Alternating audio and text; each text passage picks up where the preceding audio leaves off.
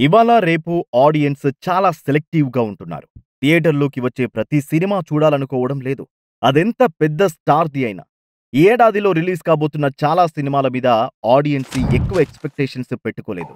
Release late కావడం వల్ల కావచ్చు, బజ్ లేకపోవడం వల్ల కావచ్చు.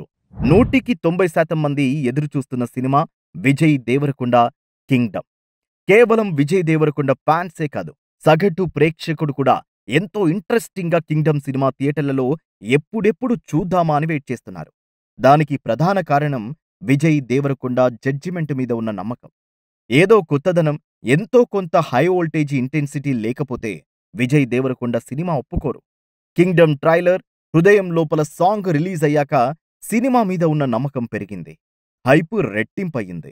Gautam Tinnanuri talented direction, Anirudh Ravichander crazy music 'Kingdom' సినిమాకి మేజర్ ఎసెట్స్ కాబోతున్నాయి.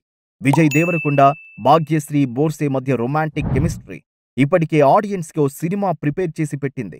'కింగ్డమ్‌లోని యాక్షన్, వయలెన్స్ వేరే లెవెల్‌లో ఉంటాయని, బాక్సాఫీస్‌కి కొత్త రికార్డుల రుచి చూపించబోతుందని ట్రేడే కాదు, ఆడియన్స్ అంచనా కూడా.